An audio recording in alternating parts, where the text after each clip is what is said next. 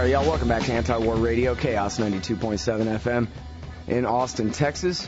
Streaming live worldwide on the internet from chaosradioaustin.org. And I just found out, not streaming from antiwar.com/radio. We're going to have to get that fixed for you. Sorry about that. But anyway, yeah, chaosradioaustin.org if anybody wants to send the link to their buddy. Thanks, everybody, for listening. Now, for those of you fans of Anti-War Radio going back, you might remember Charles Goyette did two great interviews with a reporter for The Nation magazine by the name of Joshua Coors. It was called How Specialist Town Lost His Benefits, a two-part special and a couple of really powerful interviews by Charles Goyette. Well, he has a new one in The Nation. It's called How the VA Abandons Our Vets. Welcome to the show, Joshua. Good to be with you, Scott. Well, it's very good to talk to you. And now, if we can go back to Specialist Town for a moment here. If I remember right, basically the story was that some bombs had gone off near this guy, and although he hadn't lost an arm or anything, he had some concussion and, pretty severe concussion and brain damage. And when he came home to America, they told him that he had a personality disorder, and that personality disorder therefore disqualified him from getting medical attention for his physical injuries. Is that basically what that article said? Did I get that right? That's the general gist. He was knocked unconscious by a rocket while serving in Ramadi, Iraq. And following that explosion, he experienced deafness from the shock waves, a lot of other physical symptoms that came with it, memory loss, all the things that one would associate with traumatic brain injury. And when he sought medical care and disability for those wounds, he was told that his deafness was caused by a pre-existing mental illness, personality disorder. And as a result of that, he was not eligible for the lifetime medical care, could not receive disability benefits, and in fact, because he could not serve anymore, he had to pay back his signing bonus so that on the day of his discharge, he was given a bill for quite a large chunk of money, several $1,000s. And what made his case remarkable is that it was not unique to him in any way.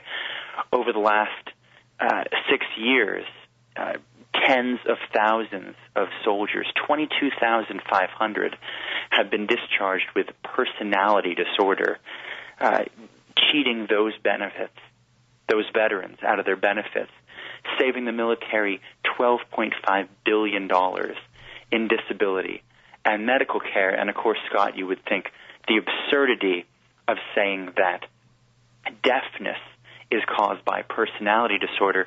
In the 15 months that I worked on that story, I uncovered dozens of cases like his. One soldier who scratched the lens of his eyeball while serving in Iraq, they said that damage was caused by personality disorder. In part 2 of that series, which ran in October, I spoke with military doctors who talked about being pressured by their superiors to purposely misdiagnose wounded soldiers. One told the story of a soldier who came back with a chunk missing from his leg. His superior pressured him to diagnose that as personality disorder. Wow, now, okay. So you're right. That I almost interrupted you to say, did I hear you say deafness was caused by some mental illness or something? I mean, I could understand how maybe Rush Limbaugh's mental illness make him go deaf or something, but we're talking about some regular guy who was in combat and had explosions go off next to his head, right? That's right. Okay, so I did hear you right there, and boy, this just drives me crazy. Let me follow up on Town specifically, Specialist Town here. Has this guy ever been done justice, or is he still in just as bad a limbo as always here? Well, since the article was published, things have gotten better for him.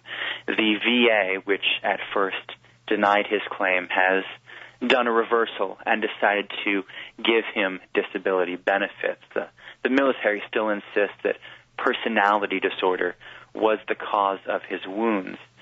In this most recent article, which was released this past week, How the VA Abandons Our Vets, I look at another block of veterans with related problems. The soldier that you see on the cover there, Sergeant Juan Jimenez, was struck in the face by grenade shrapnel. Like John Town, he earned the Purple Heart for his wounds. But when it came time to give him benefits, they said that his shrapnel wounds, they weren't related to his service. They couldn't verify that these seizures and headaches that began after that blow to his head were caused by his service in Iraq, and as such, his claim was denied. He and a large group of other wounded veterans got together and sued the federal government. They took the VA to court in San Francisco federal court, and their case, I was there for the trial in April. Unbelievable. You know, I'm always struck by, well, I'm sorry, this is my libertarian bent all over your radio interview here, but it seems like any private organization that treated anybody like this would be held accountable by the law. What do you mean you gave him a Purple Heart and then you denied that's the cause of his injuries? You're fired, you're sued, you're in trouble, and this guy gets his benefits. Somebody bang a hammer on a bench. What the hell is going on here? It was a weird case that really exemplified the larger problem. Not only did they give him a Purple Heart to acknowledge his wartime wounds, but he actually had a seizure while at the VA, and the VA doctor gave him seizure medication.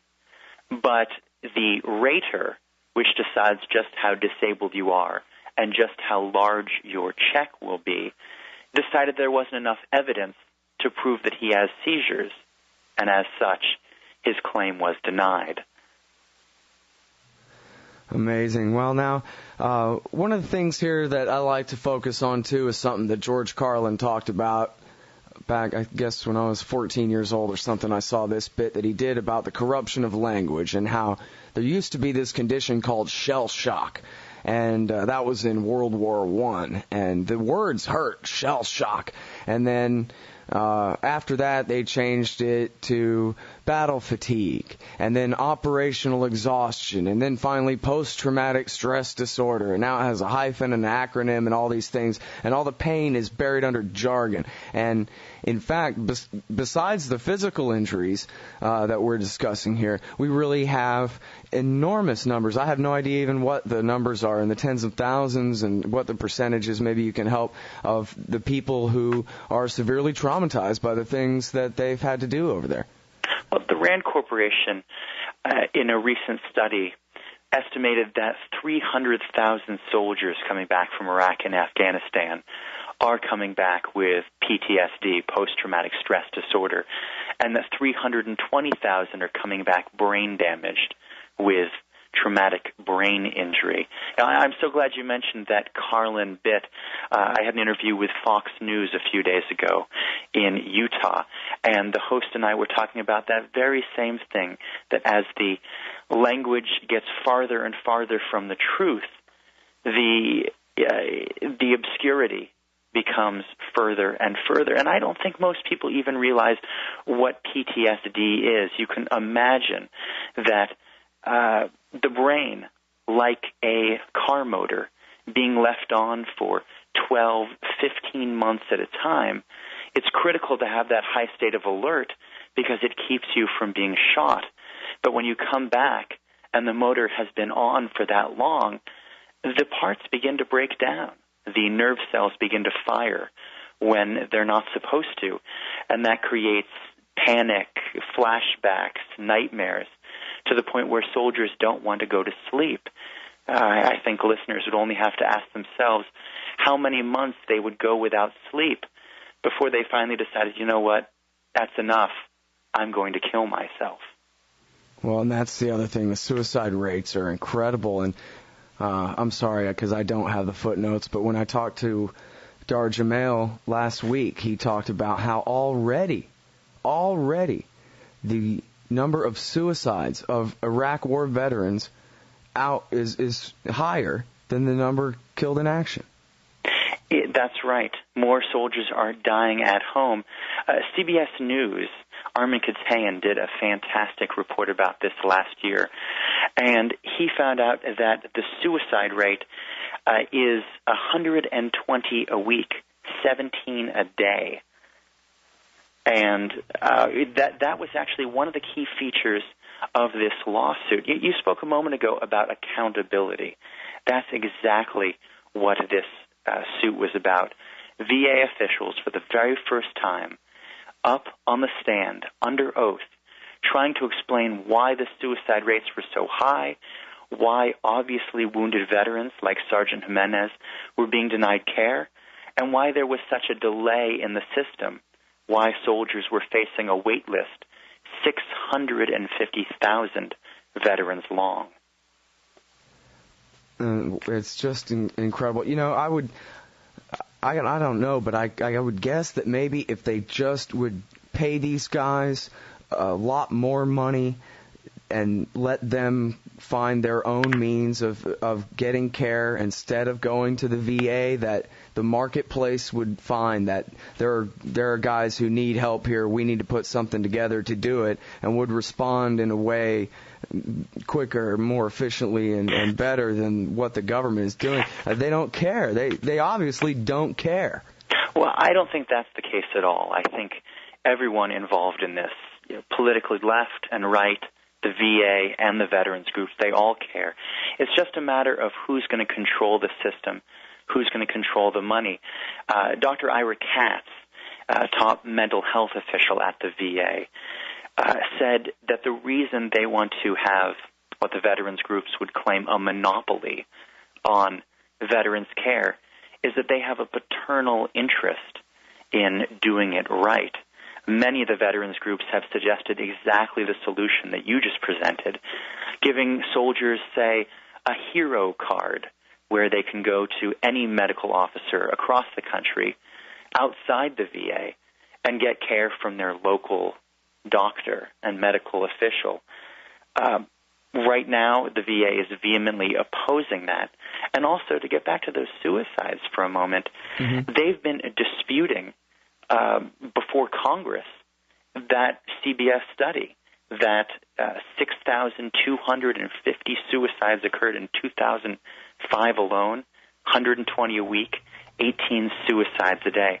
Ira Katz, one of the top officials at the VA, went before the House Veterans Affairs Committee and said that number is flatly wrong. But what was aired during this lawsuit in San Francisco is internal emails he wrote days after his testimony saying those numbers are exactly correct. Really? That email was titled, "Not for the CBS News Interview Release," and it started with the word shh, SHH exclamation point, as in keep it quiet. Wow, I don't remember that being on the front page of the Washington Post. Did I miss that? It got some press, but not as much as perhaps it could have. It was certainly a highlighted feature of my article. I think you really have to understand the context to understand the deeper meaning of an email like that.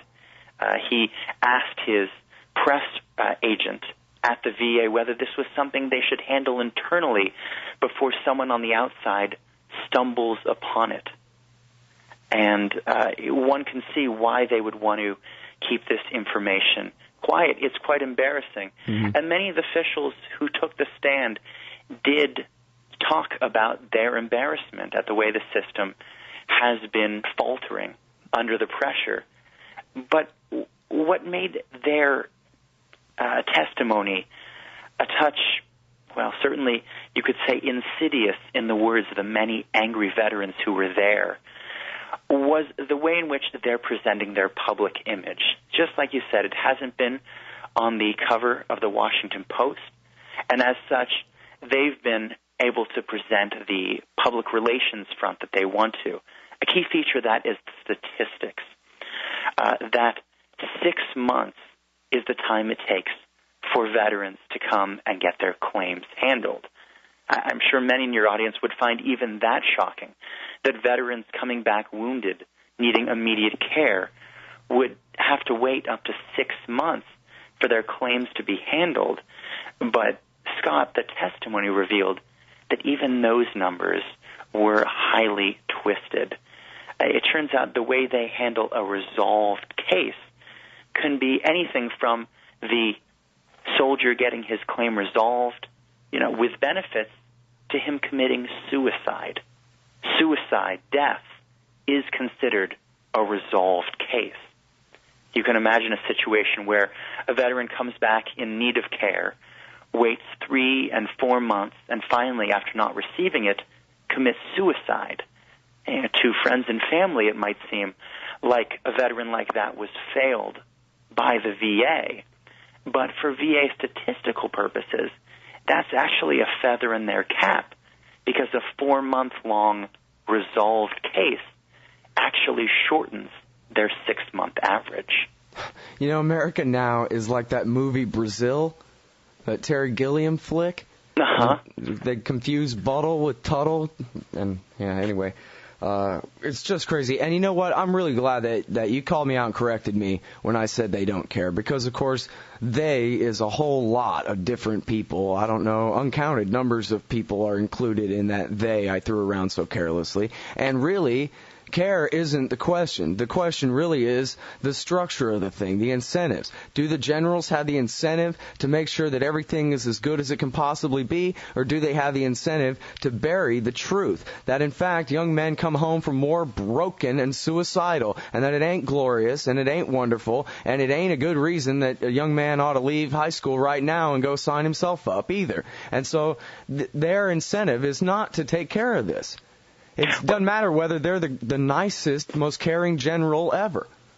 Any large organization is going to have a variety of views.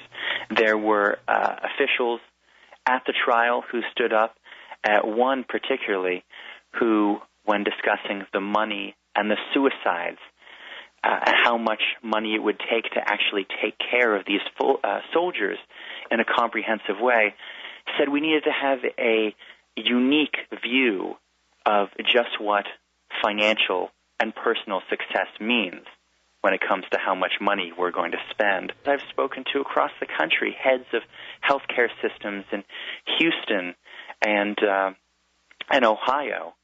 Those are folks who are trying to pioneer programs on their own. One I spoke to recently has set up a family counseling type operation where soldiers, veterans can come in with their family to try to get a group approach to things. Often, as you know, drug addiction, divorce, and family violence occurs in the wake of these injuries. They're looking to take care of that. The problem is they're just not widespread. You have 1 or 2 programs across the country, and the VA had a plan several years ago to make programs like this widespread across the country. In fact, Dr. Frances Murphy, one of the top members of the VA who drafted this plan, she was intent on bringing these changes to every VA. But a few years ago, when she spoke out at a public forum in D.C. and said even though they have the plans for the change, right now they're not being implemented, that created a true uproar in the VA. Days later, she was fired and replaced in the public spotlight by Dr. Ira Katz, the man who wrote those emails saying keep the suicide figures quiet. Right, yeah, I was going to ask you about her, and I guess that really is just sort of a textbook case of the way that kind of thing works. Wow, so these numbers are just really hard for me to get my head around. I mean, it really sounds like, well, I don't know, how many soldiers have served in Iraq? A couple of million overall, or? I think it's about 1.5 million right now. About 1.5 million, and so almost a third of those guys are coming back pretty wrecked from this, either physically or mentally, or it's higher than that even? Well, I think over the coming years, we're going to see more and more veterans seeking treatment. Many of the veterans groups feel that the VA has grossly underestimated just how many veterans are going to need care. To get back to the numbers a moment ago, that 6-month figure still sticks in my mind because it is true that veterans' claims are handled in an average of 6 months. But as it turns out, that's actually only the first step in the process. If a veteran appeals his claim, thinks that it wasn't appropriately decided the first time, as 32,000 veterans did appeal in 2007, well, the average appeals time resolution is 3.5 years. That's in addition to the 6 months they've already waited for their initial claim to be handled. Wow, unforgivable. You know, it seems like, speaking of incentives and that kind of thing, it seems like the congressman, at least, if not President Bush and the rest of those guys, would be trying to make political hay out of this. That I'm the guy who wants to take care of our wounded veterans more than anybody else. And, you know, they have their spin meisters, and they can try to play down the whole war isn't really that glorious after all aspect and still be the heroes of the soldiers. And yet, that would play politically great, wouldn't it? And yet they don't do that. I know Secretary Gates actually fired that one general, which was pretty unprecedented over the Walter Reed scandal. But other than that, it doesn't seem like the civilian politicians in charge are really trying very hard to exploit this, even for their own benefit. You know, it's a weird situation. I think in a case like this, I actually have to point the finger at the media. This is something I've spoken to many journalism groups about. There are officials in Washington who are working day and night to solve these problems. I think of conservative Senator Kit Bond of Missouri. He's been at the forefront of this issue, and in fact, a lot of veterans have learned that when their local officials can't help them out, they can go to Senator Bond's office for help.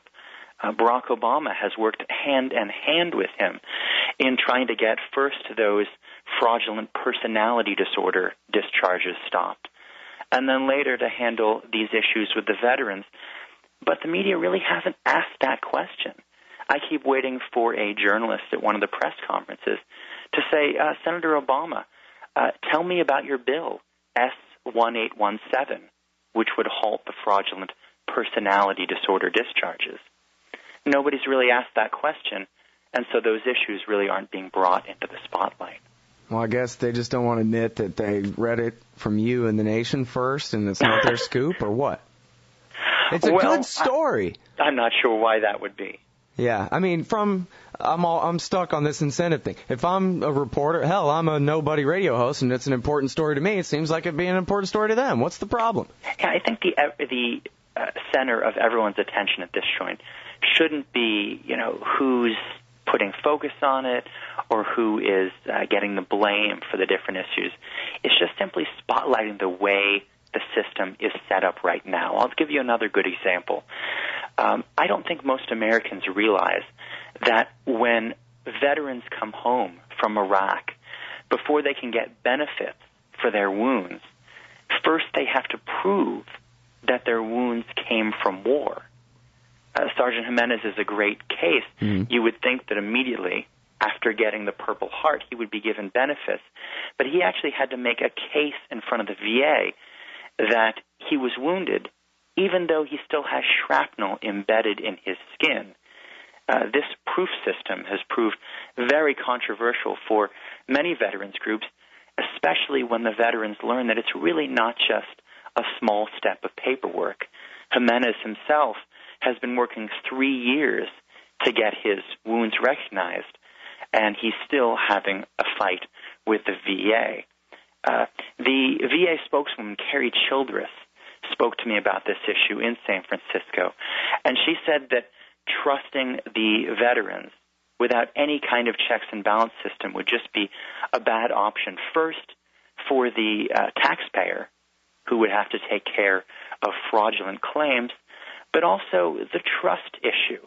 She said a lot of these soldiers, either they're going to the jail or to the military, and those really aren't the guys that you would want to trust first and foremost to accurately report their wounds. In fact, I will tell you this, Scott, one of the moments that actually shocked me was to see how much that suspicion aspect is part of the system itself.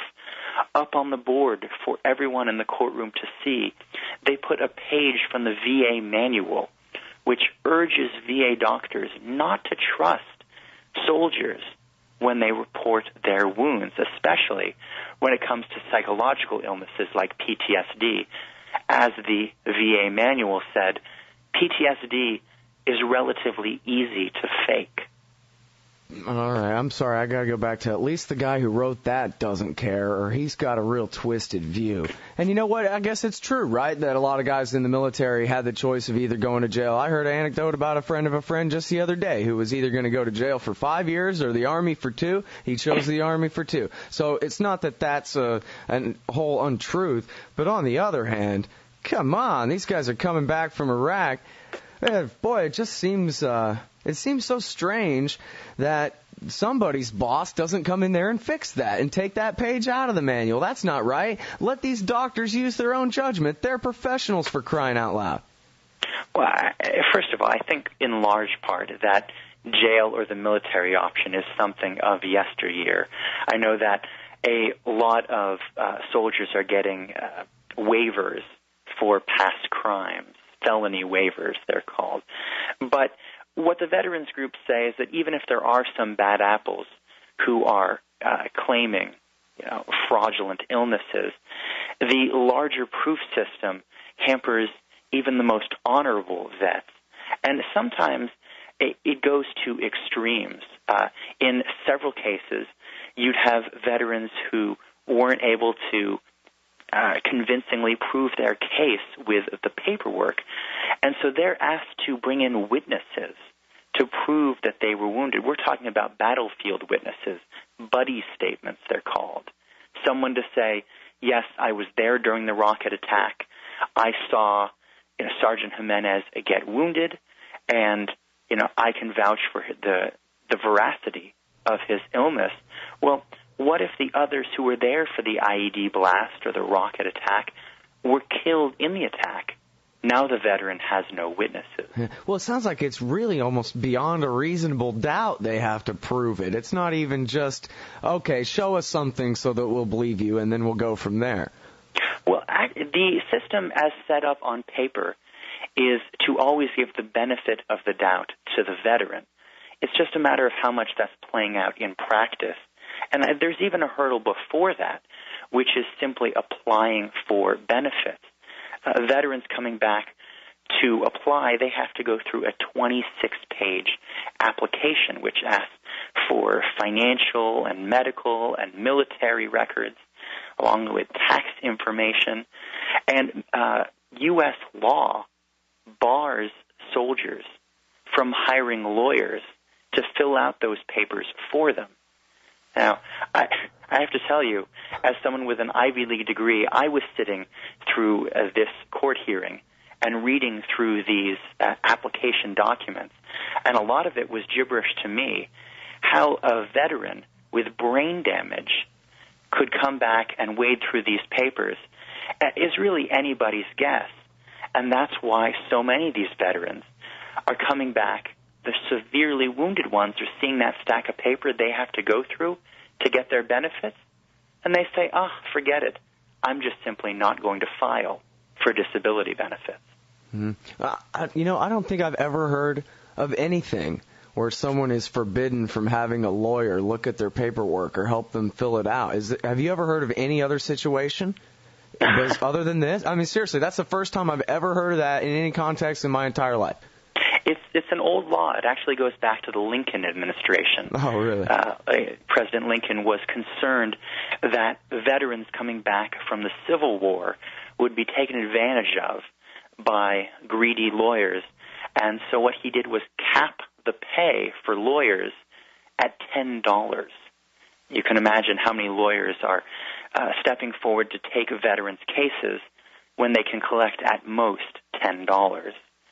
Now, I should add to that the law is changing, and many veterans see this as a truly good sign. Right now, veterans can hire lawyers at later stages of the process.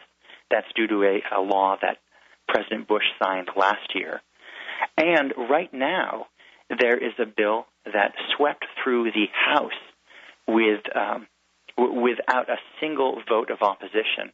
And right now, Senator Clinton and Senator Schumer are putting through the Senate to ease the system so that obviously wounded soldiers like Sergeant Jimenez could get immediate benefits without having to prove their illnesses. Now, of course, there's a time factor here. We're speaking on a Tuesday. The final days of the Congress are coming at the end of this week. And as you know, if the bill doesn't get passed, it dies. They have to start again from scratch with the new Congress in January. Yeah, and they're all distracted by all the financial everything. Does it look like, do you know about the schedule on the calendar or anything? I spoke with Representative John Hall's office yesterday. He's the one who wrote this original bill. It's H.R. 5892, the Application Modernization Act. And they were uncertain. It's their top priority, and they're certainly working to raise awareness. But John Hall is a freshman congressman, and even with the help of Senator Clinton and Senator Schumer, they're not sure if they can beat the deadline. There are a lot of different congressmen who are racing to push their bills in the waning days, and as you said, the focus right now is all on the stock market. Mm-hmm. Yeah, everybody's in the middle of an entirely different emergency here. Now, one thing I wanted to bring up, too, and I don't know how much you know about it, I bet you it's a lot.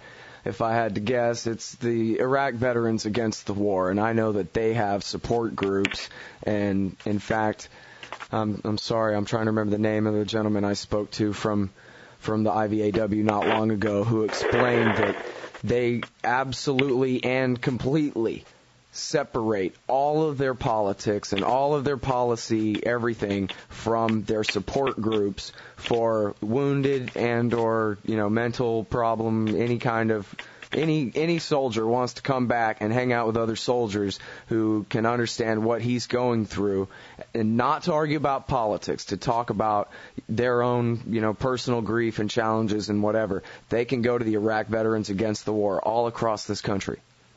That's right. There are veterans groups popping up all across the country that have kind of filled in, you could say, where there were shortcomings at the VA.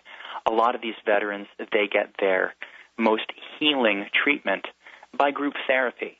And the Internet, with Iraq Veterans Against the War, or Iraq and Afghanistan Veterans of America, or the group that filed this lawsuit, Veterans for Common Sense, they've been able to connect Iraq and Afghanistan veterans with fellow vets who can share their experiences, talk about what they've gone through and what they're going through now, and in a sense kind of get a group therapy by phone. A lot of the meetups are of Iraq vets as well. So there is that kind of treatment. I think for media awareness, better than a group like Iraq Veterans Against the War, which I think to a lot of folks sounds shrill, is stuff like Winter Soldier. You're familiar with the event in D.C. where Iraq veterans of all political stripes came forward simply to explain what they've been through and what they're going through now with their struggles with the VA. To hear the experience of soldiers, I think, is the most important thing.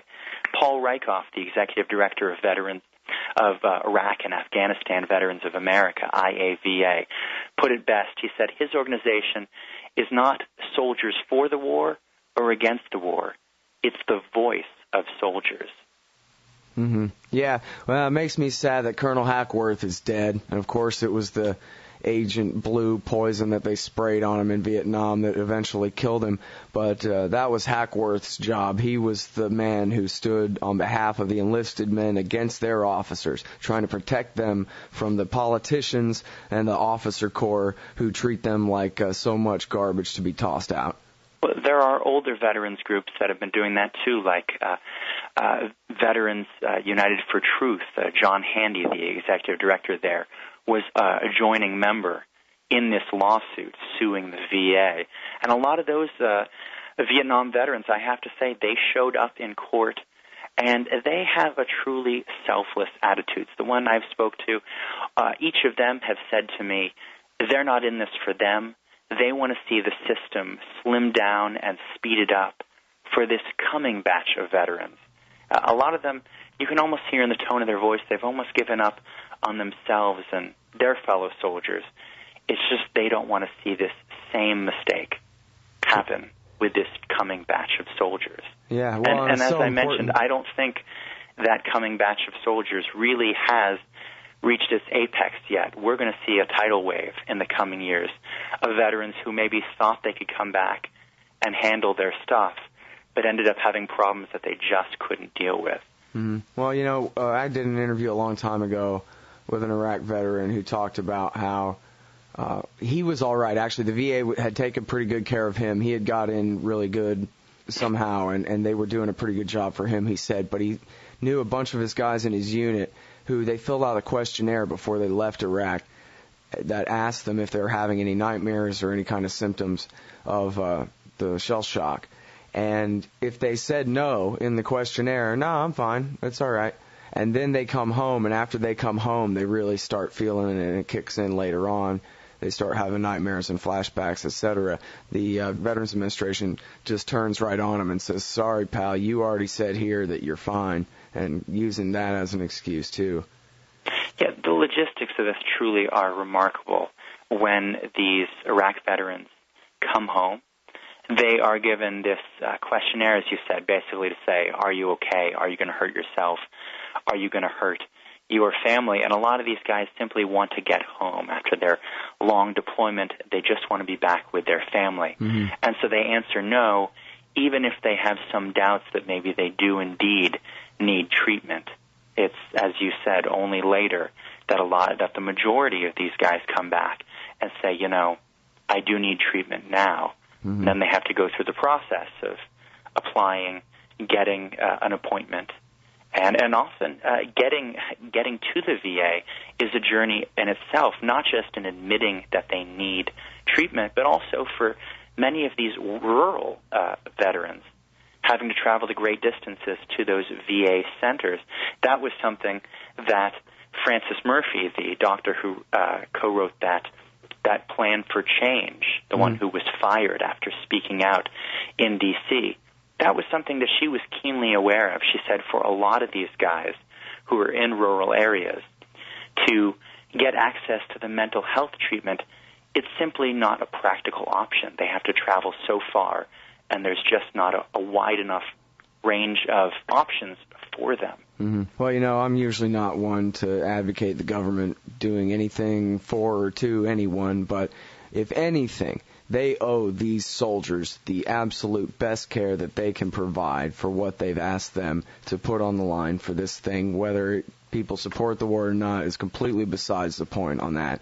And so you say it's sailed through the House and it's in the Senate now, and basically what people need to do is, if they think that there's even the slightest chance they can get their senator to pay attention, they need to call those offices right now before Congress lets out. If people support it, that would be a good way to go. This is really the last chance. And then it starts again. And, of course, Representative John Hall, who spearheaded this campaign, I think people in his office are holding their breath to make sure that he does get reelected. If not, the fight will have to begin again with a new batch of congressmen, hopefully, who feel the same way. Mm-hmm. And I just thought of one more thing too. You said it sailed through the House 100%, right? That's right, without a single vote of nay. Okay, now people could also perhaps call their congressman and say, please go down the hall and talk to our state senator and let him know. And maybe people have easier access to their House representatives than their senators, but maybe maybe this is important enough to their congressman. There's a chance that it's important enough to their congressman that they can take 10 minutes to go and talk to their state senators about it, right? That might be a really good option. Okay, now there's one more thing. We're already over time, and I'm sorry I got to let you go, but I wanted you to emphasize one more time, who are the people who have organized this thing where these guys can all talk on the phone even and do their groups kind of in conference call? Because that sounded to me like, this day and age with everybody's BlackBerry and everybody's traveling around all the time and far distances, people can still make, close personal connections with people far away, and that sounds like the kind of thing that could really, really be helpful to a lot of these guys. There are several great communities for veterans coming back who need to reach out to fellow vets. Paul Rykoff's Iraq and Afghanistan Veterans of America in New York is a great one, iava.org. Paul Sullivan, the Executive Director of Veterans for Common Sense, he can be reached at veteransforcommonsense.org. And, if veterans want to get together with others who oppose the war, as you mentioned, there's Iraq Veterans Against the War. There really are a host of options, and that would be the best way to begin to search for resources as well. All right, everybody, that's Joshua Kors from The Nation magazine, previously author of, I'm sorry, I forgot the name, What They Did to Specialist Towns Benefits. What was it again? I'm sorry. Thanks for Nothing, How Specialist Town Won a Purple Heart and Lost His Benefit. There you go. And now the new one is How the VA Abandons Our Vets. Thank you very much, first of all, for your devotion to covering this topic, and secondly, for your time on the show today, sir. Thanks, Scott. Listeners should also know they can get a lot more information on my website, joshuakors.com, K-O-R-S. Great. Yeah, I'm sorry. I forgot to mention that. That's Joshua Kors, Kors.com. All right. Appreciate it. Thanks a lot. Thanks, Scott. All right, folks. That's Anti-War Radio for today. Here's that Carlin clip for you. And we'll be back here tomorrow, 11 to 1 Texas time, for Anti-War Radio, Chaos 92.7 in Austin. I don't like words that hide the truth. I don't like words that conceal reality. I don't like euphemisms or euphemistic language. And American English is loaded with euphemisms because Americans have a lot of trouble dealing with reality. Americans have trouble facing the truth. So they invent a kind of a soft language to protect themselves from it. And it gets worse with every generation. For some reason, it just keeps getting worse. I'll give you an example of that. There's a condition in combat. Most people know about it. It's when a fighting person's nervous system has been stressed to its absolute peak and maximum, can't take any more input. The nervous system has either snapped or is about to snap. In the First World War, that condition was called shell shock. Simple, honest, direct language. 2 syllables. Shell shock. Almost sounds like the guns themselves. That was 70 years ago. Then a whole generation went by, and the Second World War came along, and the very same combat condition was called battle fatigue. 4 syllables now. Takes a little longer to say. Doesn't seem to hurt as much. Fatigue is a nicer word than shock. Shell shock. Battle fatigue. Then we had the war in Korea, 1950. Madison Avenue was riding high by that time, and the very same combat condition was called operational exhaustion. Hey, we're up to 8 syllables now. And the humanity has been squeezed completely out of the phrase. It's totally sterile now. Operational exhaustion. Sounds like something that might happen to your car. Then, of course, came the war in Vietnam, which has only been over for about 16 or 17 years. And thanks to the lies and deceit surrounding that war, I guess it's no surprise that the very same condition was called post-traumatic stress disorder. Still 8 syllables, but we've added a hyphen. And the pain is completely buried under jargon. Post-traumatic stress disorder. I'll bet you if we'd have still been calling it shell shock, some of those Vietnam veterans might have gotten the attention they needed at the time. I'll bet you that.